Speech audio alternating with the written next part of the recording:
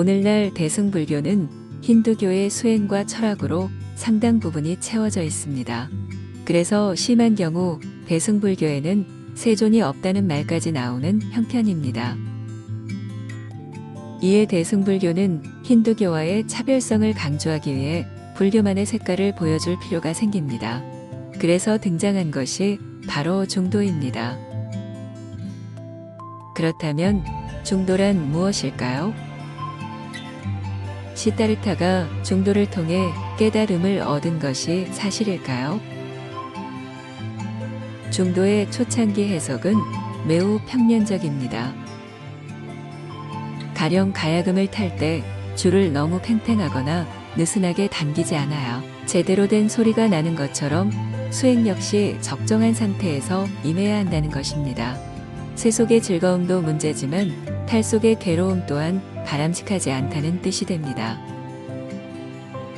그런데 이렇게 중도가 평이해서는 두드러질 수가 없습니다.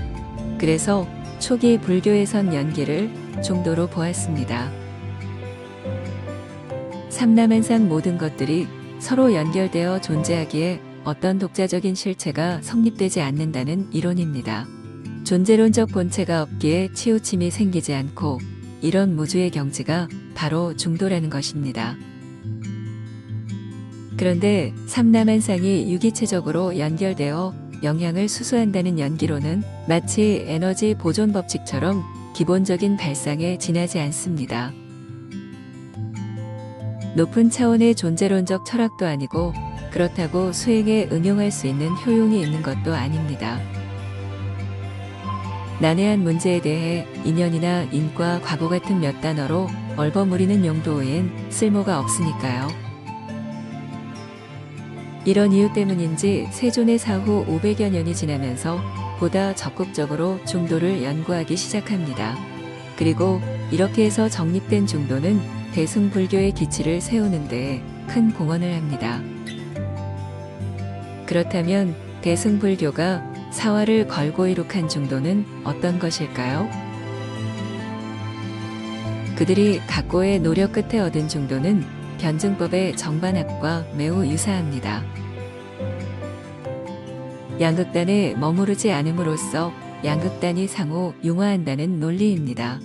이것이 그 유명한 상차상조입니다. 모순된 양극단에 머무름이 없으면서 양극단을 한꺼번에 비추고 있는 통합과 조화의 경지인데 이렇게 되면 생과 사가 멈추고 극락과 지옥이 멈추고 붓다와 중생이 멈춥니다. 일체의 분별이 사라지면서 실상을 깨닫게 되는 것이지요. 그래서 상차상조에는 무소주, 무소유, 일체무해, 열반, 해탈 등의 개념이 녹아 있습니다. 이쯤 되니 쌍차쌍조야말로 불교를 대표하는 중도라고 할 만합니다. 그럼 불교의 중도를 쌍차쌍조로 이해하면 충분할까요? 미연한 얘기지만 쌍차쌍조는 변증법의 정반합에 해탈을 가미한 발상으로 일반적인 철학의 범주를 벗어나지 못합니다. 쉽게 말해 누구나 가늠할 수 있는 흔하디 흔한 명제라는 얘기입니다. 그렇다면 쌍차쌍조보다 더 높은 경지를 표현할 문구가 따로 있을까요? 이 시점에 우리들은 발상의 전환이 필요합니다. 지금 뭔가 큰 착각을 하고 있는 것은 아닌지 머리를 갸우뚱하며 되돌아 볼 필요가 있습니다. 왜 계속해서 최고 등급의 이론을 만들려고 하는 걸까요? 깨달음을 정의하고 깨달음의 과정을 정립하고 깨달음을 실천하는 데 생각이 집중되는 이유가 뭘까요?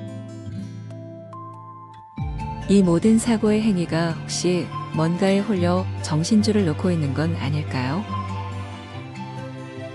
어떤 보이지 않는 차원이 만든 프로그램에 따라 우리의 생각이 춤을 추는 건 아닌지 의심해 볼 필요가 있습니다. 시다르타는 어떤 특정한 방법에 의해 깨달음을 얻은 것이 아닙니다. 시다르타가 만일 그랬다면 그의 깨달음은 무상정등각이 아닙니다. 왜냐하면 어떤 틀을 갖춘 법으로는 차원의 벽을 허물어 깨달음에 도달할 수 없기 때문입니다. 시다르타가 우유죽 한 그릇을 비우고 보리수 아래 좌정했을 때 사실상 그의 구도행은 완전히 실패한 상태였습니다. 더 이상 깨달음에 대한 욕망도 없고 그렇다고 한속해 왕위를 이을 생각도 없습니다. 시다르타는 오로지 쉬고 싶은 생각뿐이었습니다. 여기서 생각이 쉰다는 것은 생각이 일어나는 근원적 구조에 대한 자각으로 우리가 흔히 알고 있는 휴식의 개념과는 다릅니다. 지뢰밭이 있으면 가지 않는 것이 상책입니다. 컴퓨터 프로그램의 영향을 받지 않으려면 접속하지 않으면 됩니다. 마찬가지로 차원이 설정한 특정 값에 생각이 휘둘리지 않으려면 그 생각을 쉬면 됩니다. 생각이 쉬면 차원이 사라지면서 모든 차원이 동시에 존재합니다. 좀 더 정확히 말하면 차원이란 건 애초부터 존재하지 않은 것이 됩니다. 이때 제1원인에 대한 철학적 논증도 풀려 전지적 자각이 동시에 이루어집니다. 그래서 붓다의 무상정등각이 성립합니다. 그렇다면 어떻게 해야 생각이 쉬게 될까요? 생각을 멍 때리는 상태로 두거나 아예 무념무상으로 포맷해버리는 건 생각의 근원 코드를 알 수 없어 무의미하게 됩니다. 생각이 깨어 있으면서도 작동하지 않아야 존재의 코드에 다가설 수 있으니까요. 정리하면 생각이 설정된 끝에 영향을 받지 않고 깨어있는 상태가 생각의 휴식이고 이것이 있는 그대로의 상태입니다. 영어로 표현하면 이츠비가 됩니다. 이렇게 생각을 쉬게 하는 법방이 바로 중도입니다. 생각이 어느 무엇에도 얽매이지 않으니 글자 그대로 중도가 맞습니다.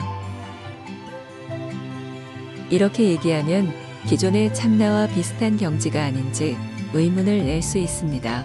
그런데 전혀 다른 상태입니다. 왜냐하면 힌두교의 참나는 제1원인에 대한 전지적 자각을 수반하지 않기 때문입니다. 그렇다면 어떻게 해야 생각을 쉴 수 있을까요? 사실 생각이 쉬는 것보다 더 쉬운 건 존재하지 않습니다. 1 플러스 1은 2보다 훨씬 쉬우니까요. 너무 쉽다 보니 간과하게 되고 그래서 가장 어려운 것처럼 과대 포장하게 된 것입니다. 어쨌든 시다르타가 이 문제를 인류 사상 최초로 풀었고 그래서 한없이 위대할 수밖에 없는 것입니다. 그렇다면 시다르타는 어떤 과정을 통해 중도를 찾아냈고 어떤 방법으로 제자들에게 전했을까요?